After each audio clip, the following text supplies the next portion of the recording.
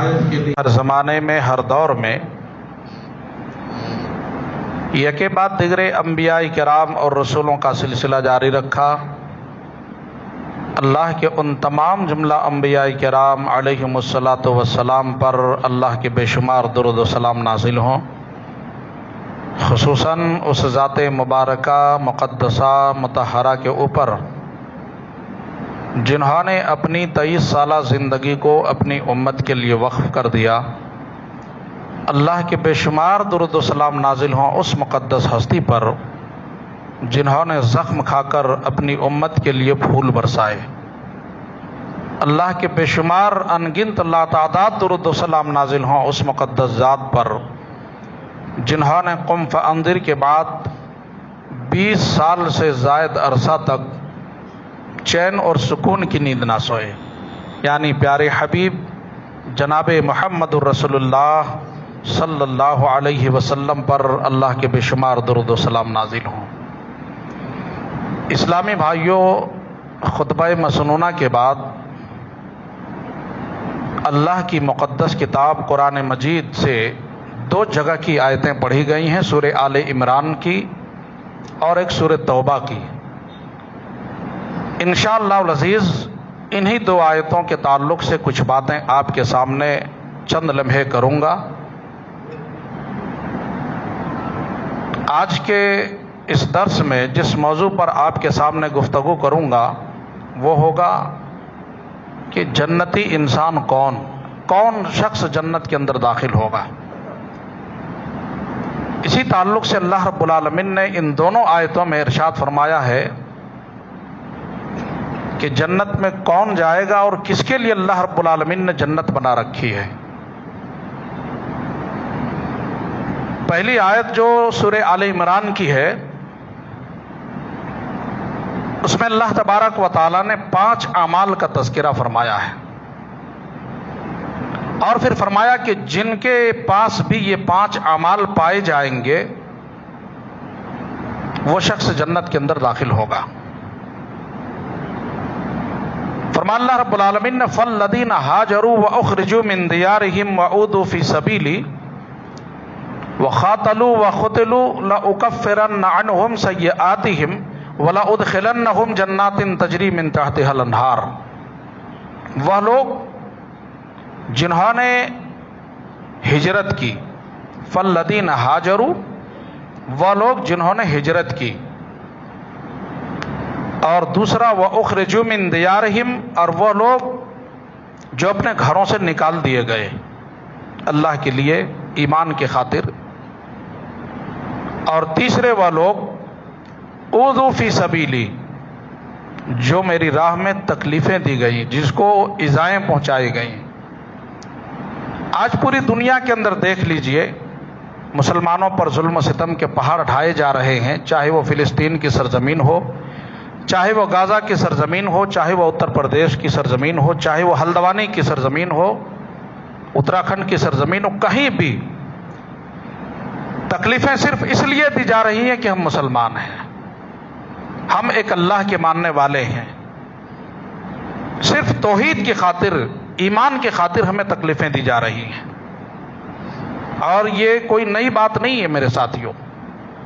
ایسی تکلیفیں انبیاء کرام کو بھی دی گئی صرف اس وجہ سے کہ انبیاء کرام نے اللہ کی توحید کی دعوت دی، ایک اللہ کی طرف لوگوں کو بلایا۔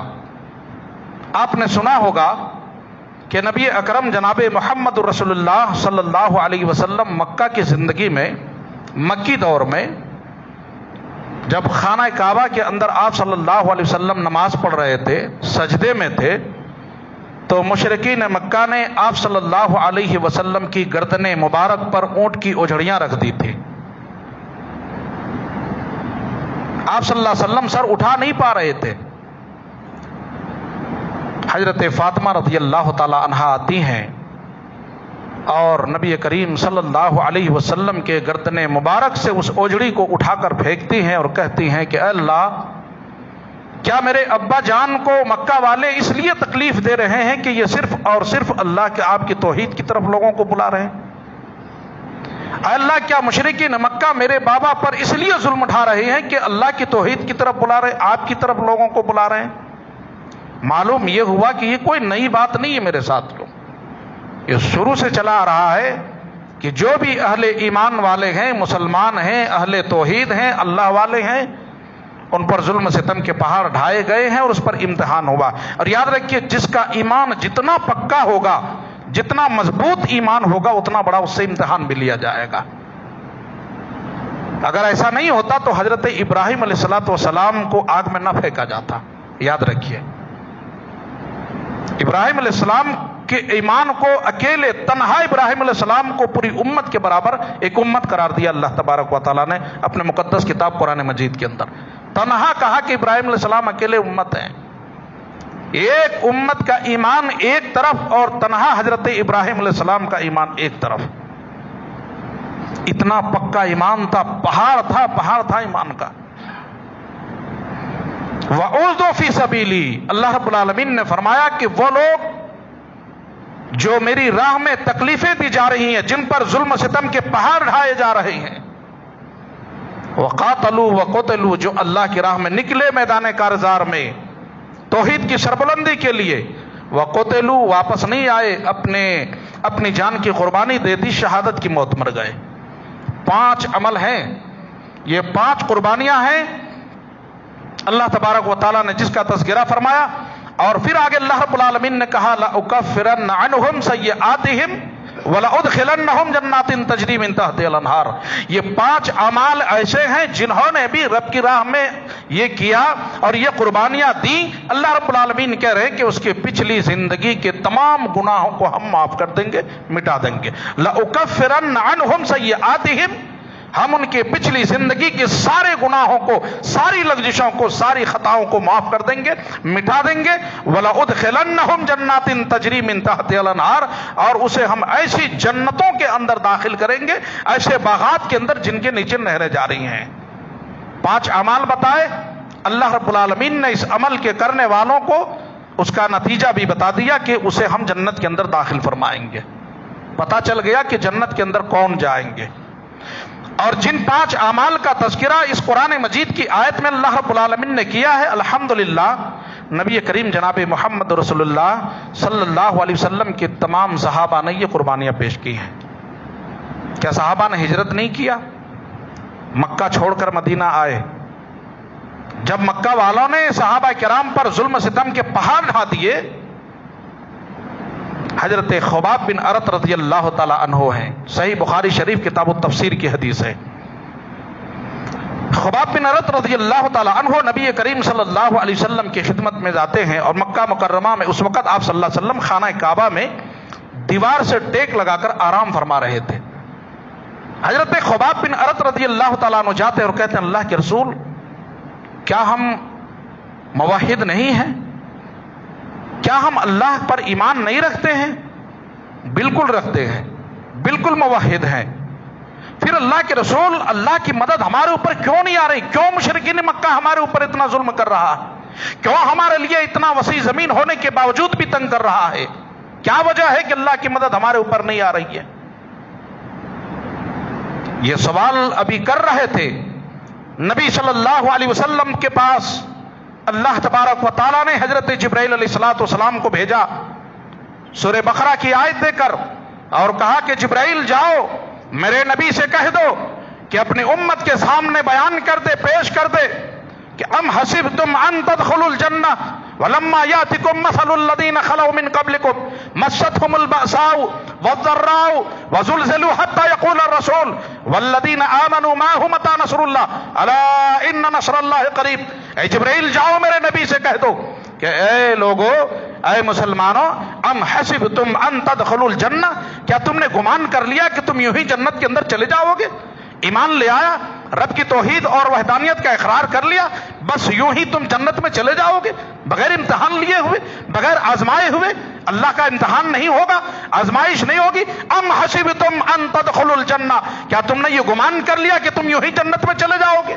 نہیں جاؤ گے، بلکہ پچھلی امتوں پر اللہ تبارک و تعالیٰ نے کہا پچھلی امتوں پر ایسی ایسی تکلیفیں آئیں، ایسی مصیبتیں آئیں، کہ انہیں جھنجھوڑ دیا گیا، زلزلے آئے اور پھر ان کو زندہ دو ٹکڑا کر دیا گیا، جسم کے اوپر آری چلا کر اس کے جسم کو دو ٹکڑا کر دیا۔ یہاں تک کہ صحیح بخاری شریف کتاب التفسیر کی روایت بتاتی ہے، نبی صلی اللہ علیہ وسلم نے فرمایا خباب پچھلے مسلمانوں پر مشرکین اور کفار نے اتنا ظلم کیا ہے کہ ان کے جسم سے لوہے کی کنگھیوں سے ان کے گوشت کو نوچا گیا ہے، اتنی تکلیفیں دی گئی مسلمانوں کو۔ پھر اس وقت کے رسول بھی اور اس وقت کے مسلمان بھی پکار اٹھے، متی نصر اللہ، اللہ تیری مدد کب آئے گی؟ اللہ رب العالمین نے کہا الا ان نصر اللہ قریب، مسلمانوں گھبراؤ نہیں، اللہ کی مدد بہت قریب ہے، اللہ وعدہ کر رہا ہے۔ جب مسلمانوں نے، پیغمبروں نے اس وقت کے کہا متی نصر اللہ، اللہ تیری مدد کب آئے گی، تو اللہ کی جانب سے آواز آئی پیغمبروں کو کہ الا ان نصر اللہ قریب، آئے مسلمانوں گھبراؤ نہیں، اللہ کی مدد بہت قریب ہے، اللہ کی مدد بہت قریب ہے۔ معلوم یہ ہوا، یہ آیت بتا رہی ہے کہ جنت حاصل کرنے کے لیے بہت پاپڑ بیلنے پڑتے ہیں، بڑی تکلیفیں جھیلنی پڑتی ہیں، بڑی پریشانیاں اٹھانی پڑتی ہیں۔ یہی وجہ اللہ رب العالمین نے کہا وَأُوذُوا فِي سَبِيلِي، جو میری راہ میں تکلیفیں دی گئیں اس کے زندگی کے سارے گناہوں کو ہم معاف کر دیں گے، وَلَأُدْخِلَنَّهُمْ جَنَّاتٍ تَجْرِي مِن تَحْتِهَا الْأَنْهَارُ، اور اسے ہم ایسی جنت کے اندر داخلہ فرمائیں گے جن کے نیچے نہریں جاری ہوں گے۔ اور یہ تمام قربانیاں، تمام اعمال نبی کریم جناب محمد رسول اللہ صلی اللہ علیہ وسلم کے صحابہ نے دیے، اپنی جان کی بھی قربانی دی، مال کی بھی قربانی دی، گھر بار کو بھی چھوڑا، وطن کو چھوڑا، جائیداد کو چھوڑا، کاروبار کو چھوڑا، سب کچھ چھوٹ گیا، رشتہ داروں کو بھی چھوڑ کر مکہ سے مدینہ چلے آئے، اور اپنے وطن کو چھوڑ کر کسی ایسی جگہ جانا جہاں پر اپنا کوئی رشتہ دار نہ ہو، جہاں اپنا کوئی کاروبار نہ ہو، جہاں اپنا کوئی خاص مکان نہ ہو۔ لوگوں یہ کوئی معمولی قربانی نہیں ہے، یاد رکھیے بہت بڑی قربانی ہے، یہ بہت بڑی قربانی ہے۔ اور یہ تمام قربانیاں اللہ کے نبی صلی اللہ علیہ وسلم کے صحابہ نے دیا، الحمدللہ۔ جان کی بھی قربانی دی، گئے میدان کارزار میں، نکلے میدان کارزار کے لیے، اور پھر وہاں سے اپنی جان کی قربانی دے دی، وہاں سے پھر واپس نہیں آئے۔ تاریخ ابن ہشام کے اندر امام ابن ہشام رحمہ اللہ نے جنگ احد کا واقعہ لکھا ہے کہ نبی کریم صلی اللہ علیہ وسلم جنگ احد کے دن رات میں جب پڑاؤ ڈالے، مشرکین مکہ ادھر سے 3000 کی تعداد میں آئے تھے مسلمانوں پر حملہ کرنے کے لیے، اور مسلمانوں کی تعداد صرف 700 تھے۔ 1000 کی تعداد میں نکلے تھے، لیکن 300 جو منافقین کی جماعت تھی وہ راستے سے واپس آ گئے، 700 بچے ہوئے تھے صرف مسلمانوں کی جماعت۔ رات میں اپنے اپنے خیمے میں سارے صحابہ کرام نے اور نبی اکرم صلی اللہ علیہ وسلم نے پڑاؤ ڈالا۔ نبی صلی اللہ علیہ وسلم کو اس بات کا احساس ہوا کہ مشرکین مکہ ہو نہ ہو رات کی تاریکی میں نبی کریم صلی اللہ علیہ وسلم پر حملہ کر دیں، اور ان کی کوشش بھی یہ رہی کہ نبی صلی اللہ علیہ وسلم پر حملہ کر دیا جائے، ختم کر دیا جائے، جڑ ہی مٹا دیا جائے، پھر ختم ہو جائے، پھر دین کا معاملہ ہی ختم ہو جائے گا۔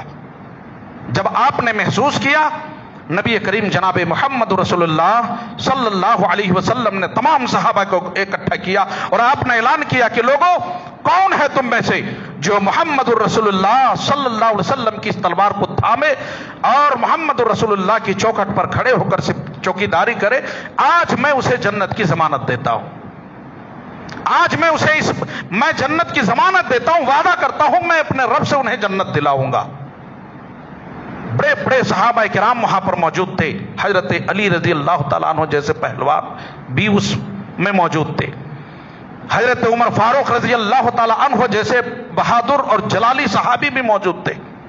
اللہ اکبر، بڑے بڑے کبار صحابہ موجود تھے، لیکن کسی کی ہمت نہیں ہو رہی۔ کیوں؟ اس لیے کہ نبی سے اگر ہم وعدہ کریں گے کہ آپ کی چوکیداری ہم کریں گے، ہونا ہو ہم سے وعدہ خلافی ہو جائے، ہونا ہو کہیں ہم سے کوتاہی ہو جائے اور آپ پر مشرکین مکہ ٹوٹ پڑے اور آپ کی ہم حفاظت نہ کر سکیں، تو ہم اللہ کے یہاں پکڑے جائیں گے۔ ایک پتلا دبلا صحابی جس کا نام تاریخ ابن ہشام کے اندر لکھا ہے، اور علامہ احسان الہی ظہیر رحمہ اللہ نے بھی اپنی کتاب کے اندر اس کا نام لکھا ہے، حضرت زیاد ابن سکن رضی اللہ تعالی عنہ ہیں، پتلے دبلے صحابی، کھڑے ہو گئے، کہا اللہ کے رسول میں آپ سے وعدہ کرتا ہوں آپ مجھے اپنی تلوار دیجئے، اور میں آپ سے وعدہ کرتا ہوں جب تک زیاد ابن سکن کے جسم میں جان باقی ہے، رب ذوالجلال کی قسم ہے آپ کی چوکھٹ سے نہیں ہٹوں گا، میں آپ کی چوکی داری کروں گا، میں آپ کی پہرے داری کروں گا، آپ مجھے اپنی تلوار دیجئے۔ نبی اکرم صلی اللہ علیہ وسلم نے ایک نگاہ ڈالی، کہا زیاد بیٹھ جاؤ۔ آپ نے دیکھا پتلا دبلا انسان ہے، کہا زیاد بیٹھ جاؤ۔ آپ نے دوسری مرتبہ اعلان کیا، لوگوں کون ہے جو آج میری تلوار کو تھامے، میری چوکیداری کے لیے کون پہرا دے گا، کون میرے چوکھٹ پر کھڑا ہوگا، میں اسے جنت کی ضمانت دیتا ہوں۔ دوسری مرتبہ بھی حضرت زیاد ابن سکن رضی اللہ تعالیٰ عنہ کھڑے ہو گئے، دوسری مرتبہ بھی کھڑے ہو گئے، اللہ کے رسول آپ مجھے دیجئے، میں آپ سے وعدہ کرتا ہوں کہ میں آپ کی چوکیداری کروں گا۔ آپ نے دوسری مرتبہ بھی کہا زیاد بیٹھ جاؤ۔ تیسری مرتبہ آپ نے اعلان کیا، آپ انتظار کر رہے تھے کہ شاید کوئی بڑے صحابہ بڑے پہلوان کھڑے ہوں، لیکن کسی کی ہمت نہیں ہوئی کہ کہیں ہو نہ ہو ہم سے وعدہ خلافی ہو جائے۔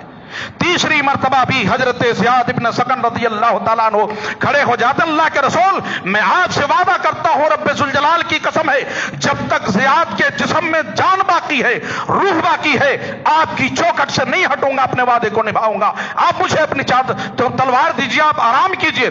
آپ صلی اللہ علیہ وسلم نے حضرت زیاد ابن سکن رضی اللہ تعالیٰ عنہ کو اپنی تلوار دی، اور آپ نے حکم دیا تمام صحابہ کو، میرے ساتھیوں آپ لوگ اپنے اپنے حجرے میں اپنے اپنے خیمے میں چلے جائیں، آرام کریں، چونکہ صبح جنگ میں مقابلہ بھی کرنا ہے۔ سارے صحابہ اپنے اپنے حجرے میں چلے گئے، اپنے اپنے خیمے میں، تنہا نبی صلی اللہ علیہ وسلم کی چوکیداری کے لیے آپ کی تلوار مبارک لے کر ٹھہر جاتے ہیں۔ چوکھٹ پر مشرکین مکہ نے چوکیدار پہ حملہ کر دیا۔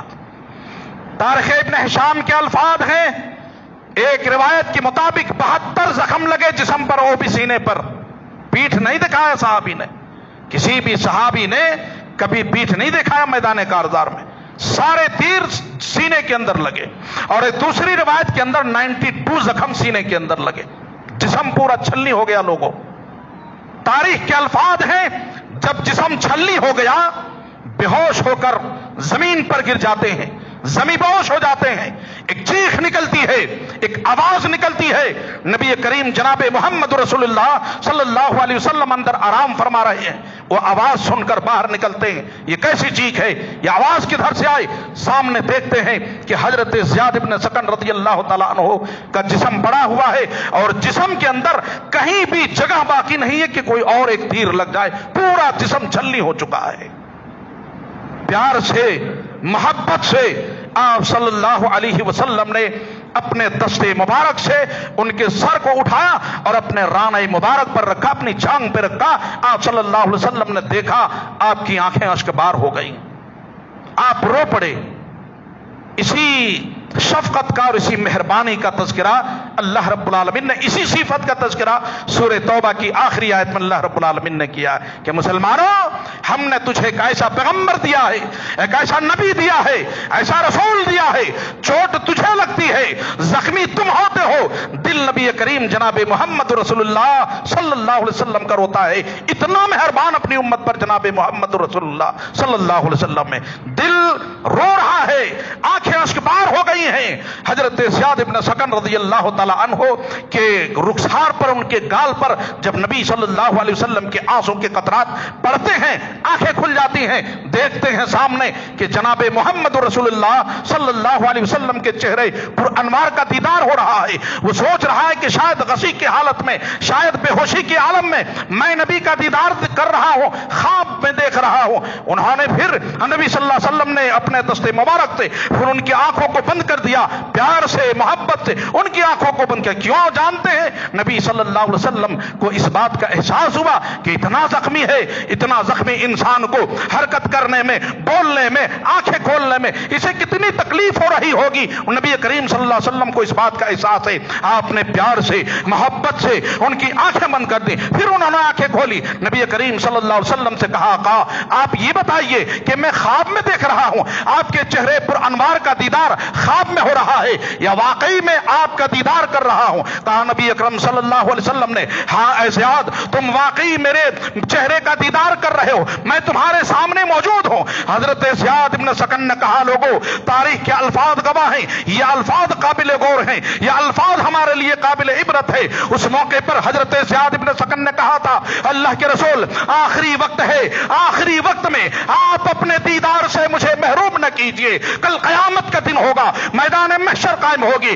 ساری انسانیت کھڑی ہوگی، جب سارے انسانوں سے اللہ وَلَقَدْ جِئْتُمُونَا فُرَادًا، تنہا تنہا بلا کر رب پوچھے گا، اے میرے بندے بتا تو نے دنیا میں ایسا کیوں کیا؟ تو جب دنیا کو چھوڑ رہا تھا تیری نگاہیں کہاں تھی؟ تو کیا کرتا ہوا آیا؟ تیرا عمل کیا تھا؟ نوجوانوں، میں خاص کر کے اس واقعے کے ذریعے سے ان نوجوانوں کو نصیحت کرنا چاہتا ہوں جو دن رات موبائل میں، سوشل میڈیا میں لگے ہوئے رہتے، اپنے وقت کو برباد کرتے ہیں، ننگی تصویریں، اڑیاں تصویریں دیکھ کر اپنے وقت کو ضائع کرتے ہیں۔ ہو نہ ہو اگر ایسی حالت میں ہماری موت ہو جائے، کل قیامت کا دن ہوگا، ہم سے پوچھ بیٹھے گا، اے فلاں ابن فلاں بتا تو جب دنیا کو چھوڑ رہا تھا تیری نگاہیں کہاں تھی؟ تیرا عمل کیا تھا؟ تو کیا کرتا ہوا آیا؟ زیاد ابن سکن رضی اللہ تعالیٰ عنہ کے اس الفاظ کو ذرا غور کرو لوگوں۔ کہا کہ آقا آخری وقت ہے، آخری وقت میں آپ اپنے دیدار سے مجھے محروم نہ کیجئے، کل قیامت کا دن ہوگا، اللہ مجھ سے پوچھے گا، اے زیاد ابن سکن بتا جب تو دنیا کو چھوڑ رہا تھا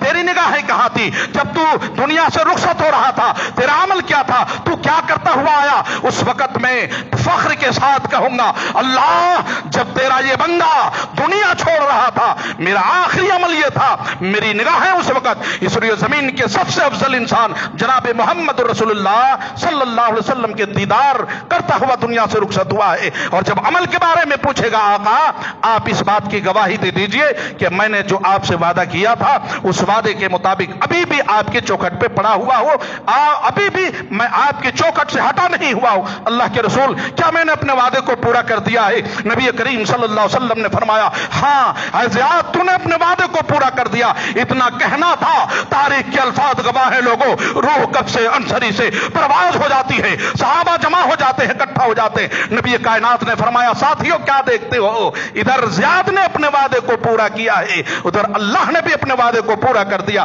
اے لوگ ساتھیوں، زیاد نے ادھر اپنے وعدے کو پورا کیا، ابھی اس کی روح کے استقبال کے لیے اللہ نے مجھے دکھایا کہ آسمان کے سارے دروازوں کو اللہ نے کھول دیا ہے، اس کی روح کی استقبال کے لیے اللہ نے جنت کے سارے دروازوں کو کھول دیا۔ یہ جنتی لوگ ہیں۔ یہی وجہ ہے کہ اللہ نے کہا جنہوں نے بھی یہ عمل کیا وَلَأُدْخِلَنَّهُمْ جَنَّاتٍ تَجْرِي مِن تَحْتِهَا الْأَنْهَارُ، ہم اسے ایسی جنتوں کے اندر داخل کریں گے جن کے نیچے نہریں جاری ہوں گے۔ یہ نبی کے صحابہ ہیں لوگوں۔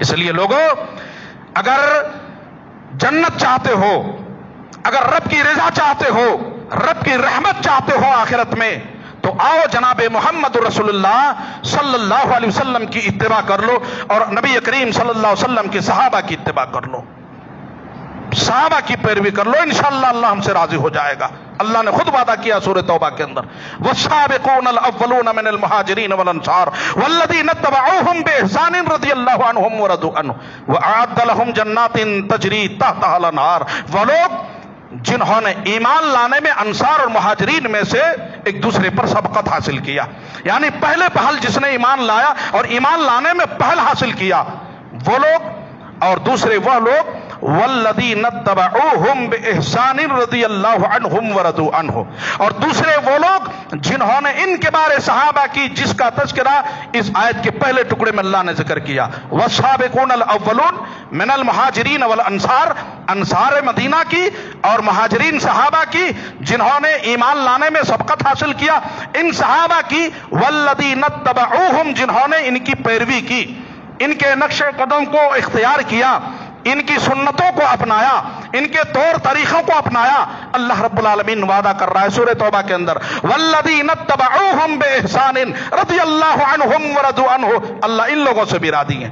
اب تک آپ نے سنا تھا کہ اللہ صحابہ سے راضی ہو گئے، رضی اللہ عنہم ورضوا عنہ، اللہ نے صحابہ کے لیے صرف اتارا ہے، لیکن اللہ سورہ توبہ کے اندر اپنی رضامندی کا اعلان ان لوگوں سے بھی کر رہا ہے جو نبی کے صحابہ کی اتباع کرتے ہیں، جو ان کے نقش قدم پر چلتے ہیں، جو ان کے طور طریقے کو اپناتے ہیں، جو ان کے اخلاق کو اپناتے ہیں، جو ان کے راستے پر چلتے ہیں، اس راستے پر جس راستے پر نبی کے صحابہ چلے ہیں۔ اللہ رب العالمین وعدہ کر رہا ہے رضی اللہ عنہم ورضوا عنہ، اللہ ان سے بھی راضی ہے، وہ لوگ بھی اللہ سے راضی ہیں۔ اور دوسرا انعام وَأَعَدَّ لَهُمْ جَنَّاتٍ تَجْرِي تَحْتَهَا الْأَنْهَارُ، اور ہم ایسی جنتیں ان کے لیے ہم نے بنا رکھی ہیں، تیار کر رکھی ہے، جس کے نیچے نہریں جاری ہیں۔ قرآن مجید کی آیت بتا رہی ہے کہ جنت میں وہ لوگ جائیں گے جو نبی کریم صلی اللہ علیہ وسلم کے صحابہ کی اتباع کریں گے۔ سورہ توبہ کی آیت ہے، آیت نمبر 100۔ اگر آپ کو شک ہے تو آپ اٹھا کر تفسیر دیکھ سکتے ہیں۔ سورہ توبہ آیت نمبر 100، والذین اتبعوہم بإحسان رضی اللہ عنہم ورضوا عنہ وأعد لهم جنات تجری تحتها الانہار، ہم اسے جنت کے اندر داخل کریں گے جو نبی کے صحابہ کی اتباع کریں گے، جو ان کے نقش قدم پر چلیں گے۔ کیوں نبی کے صحابہ کی اتباع کرنی ضروری ہے؟ کیوں ہم اس کی اتباع کریں گے؟ اس لیے کہ نبی کریم جناب محمد رسول اللہ صلی اللہ علیہ وسلم کے جو صحابہ ہیں میرے ساتھیوں، عظیم شخصیتیں ہیں۔ اس کی بڑی عظمت اللہ رب العالمین نے خود قرآن مجید کے اندر بیان کیا ہے۔ ان کی عظمت جاننا چاہتے ہیں؟ ان کی شان اور شوکت جاننا چاہتے ہیں؟ آئیے قرآن مجید میں اللہ تبارک و تعالیٰ نے ارشاد فرمایا محمد الرسول اللہ والذین معہ اشداء علی الکفار رحماء بینہم تراہم رکعا سجدا یبتغون فضلا من اللہ ورضوانا سیماہم فی وجوہہم من اثر السجود ذالک مثلہم فی التوراۃ ومثلہم فی الانجیل۔ فرمایا محمد صلی اللہ علیہ وسلم اللہ کے رسول ہیں۔ اللہ خود گواہی دے رہا ہے کہ محمد صلی اللہ علیہ وسلم اللہ کے پیغمبر ہیں، اللہ کے رسول ہیں، اور جو ان کے ساتھ ہیں، ان کے ماننے والے جو مومنین ہیں، وہ کافروں پر سخت دل ہیں اور آپس میں ایک دوسرے پر رحم و کرم کا معاملہ کرتے ہیں۔ پھر نبی سے خطاب کر کے اللہ تعالیٰ کہہ رہے ہیں تراہم رکعا سجدا یبتغون فضلا من اللہ ورضوانا، اے نبی آپ دیکھتے ہیں اپنے ساتھیوں کو کہ وہ رکوع کرتے ہیں، سجدہ کرتے ہیں، کیوں؟ اپنے رب کی رضا کو حاصل کرنے کے لیے، اپنے رب کی رضا کی جستجو میں وہ سجدہ کرتے ہیں، رکوع کرتے ہیں۔ سیماہم فی وجوہہم من اثر السجود، اور سجدہ کرنے کی وجہ سے ان کی پیشانیوں پر سجدے کے آثار ظاہر ہو رہے ہیں، گھٹے پڑ گئے ہیں اس پیشانی پر۔ اور پھر آگے کہا ذالک مثلہم فی التوراۃ ومثلہم فی الانجیل، یہ سب سے بڑی بات ہے صحابہ کے لیے۔ کہا نبی جو مثال ہم نے آپ کے صحابہ کی اس قرآن کے اندر ہم نے بیان کیا ہے، اس قرآن کے اندر جو نشانیاں ہم نے آپ کے صحابہ کی بیان کی ہے، ذالک مثلہم فی التوراۃ ومثلہم فی الانجیل، ہم نے یہی مثال، یہی نشانی، یہی علامت، یہی پہچان ہم نے آپ کے صحابہ کی، آپ کے صحابہ کے آنے سے پہلے ہزاروں سال پہلے تورات اور انجیل کے اندر ہم نے کر دیا ہے۔ تورات اور انجیل کب نازل ہوئی؟ صحابہ کے وجود سے ہزاروں سال پہلے اللہ نے تورات کو نازل کیا، انجیل کو نازل کیا، جب نبی کا بھی وجود اس روئے زمین پر نہیں تھا۔ نبی کی بعثت سے پہلے، صحابہ کے وجود سے پہلے اللہ نے تورات کے اندر اور انجیل کے اندر صحابہ کی تعریف بیان کر دی ہے۔ اتنے عظیم لوگ ہیں، یہ اتنی بڑی شخصیت ہے، اس لیے نبی کے صحابہ کی اتباع، ان کے نقش قدم پر چلنا ہمارے لیے ضروری ہے۔ اس لیے بھی ضروری ہے کہ حضرت عبداللہ ابن مسعود رضی اللہ تعالی عنہما کہتے ہیں کہ اے لوگو، اللہ تبارک و تعالی نے اپنے بندوں کے دلوں کو جھانک کر دیکھا تو سب سے بہتر اور پاکیزہ دل اگر کسی انسان کا ملا اللہ رب العالمین کو تو وہ جناب محمد رسول اللہ صلی اللہ علیہ وسلم کا دل پایا۔ اللہ رب العالمین نے اپنے لیے منصب رسالت کے لیے اللہ نے آپ صلی اللہ علیہ وسلم کو چن لیا، آپ کا انتخاب کر لیا کہ میرا آخری رسول ہوگا۔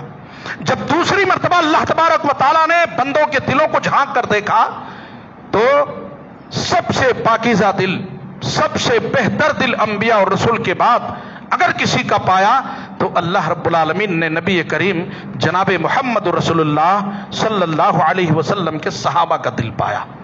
تو اللہ نے نبی کی صحبت کے لیے نبی کے صحابہ کو چن لیا، انتخاب کر لیا۔ یہی بات حضرت عبداللہ ابن عمر رضی اللہ تعالیٰ عنہما کہتے ہیں کہ من کان مستنن من یستنى بمن خدمات اولئک اصحاب محمد صلی اللہ علیہ وسلم۔ اے دنیا کے لوگوں، اگر تم جنت چاہتے ہو، اگر تم صحیح راستے پر چلنا چاہتے ہو، اگر تم رب کی رضا چاہتے ہو تو آ جاؤ، من کان مستنن فلیستن بمن خدمات اولئک اصحاب محمد صلی اللہ علیہ وسلم۔ آ جاؤ، نبی کے صحابہ کی سنت کی پیروی کر لو، نبی کے صحابہ کے نقش قدم کو اختیار کر لو۔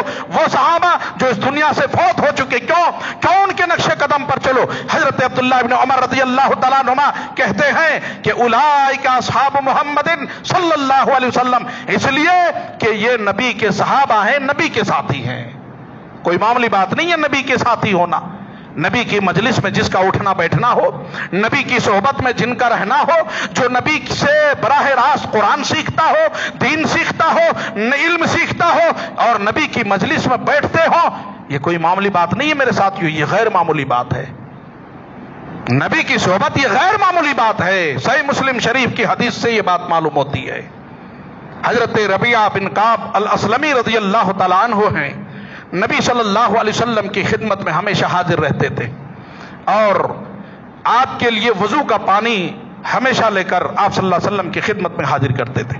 نبی صلی اللہ علیہ وسلم ایک مرتبہ اتنا راضی ہوئے، کہا کہ اے ربیعہ بن کعب الاسلمی، اگر آج تم کچھ مانگنا چاہتے ہو تو مجھ سے مانگ لو، میں اتنا تم سے خوش ہوں، اتنا راضی ہوں، آج جو کچھ مانگنا چاہتے ہو مانگ لو، میں اپنے رب سے دعا کر کے وہ چیز تجھے دلا دوں گا۔ اپنے رب سے میں دعا کروں گا، اللہ تعالیٰ تجھے وہ چیز عنایت کر دے گا۔ حضرت ربیعہ بن کعب الاسلمی رضی اللہ تعالیٰ عنہ کہتے ہیں، اللہ کے رسول، مجھے کچھ نہیں چاہیے، مجھے دنیا نہیں چاہیے، مجھے جائیداد نہیں چاہیے، اللہ کے رسول میں بس یہ چاہتا ہوں کہ جس طرح اس زمین پر آپ کے ساتھ میرا اٹھنا بیٹھنا ہو، آپ کی مجلس میں اٹھتا ہوں، بیٹھتا ہوں، رہتا ہوں، آپ سے کچھ سیکھتا ہوں، آپ کی صحبت مجھے جس طرح دنیا میں نصیب ہوئی ہے، اللہ کے رسول میں آخرت میں بھی چاہتا ہوں کہ اللہ مجھے آپ کے ساتھ جنت میں نصیب فرما دے، آپ کی صحبت مجھے جنت میں مل جائے۔ نبی کریم صلی اللہ علیہ وسلم تعجب سے پوچھتے ہیں، ربیعہ اور کچھ نہیں چاہیے، مال نہیں چاہیے، جائیداد نہیں چاہیے؟ آج ہماری خواہشیں، ساری خواہشیں یہی ہوتی ہیں، آج ہماری دعائیں بھی یہی ہوتی ہیں، جب بھی دعا کرتے اللہ کاروبار اچھا کر دے، جب بھی دعا کرتے اللہ مال دے دے، جب بھی دعا کرتے اللہ دنیا اچھی بنا دے، آخرت کے بارے میں کوئی سوال نہیں کرتا اللہ تعالیٰ سے۔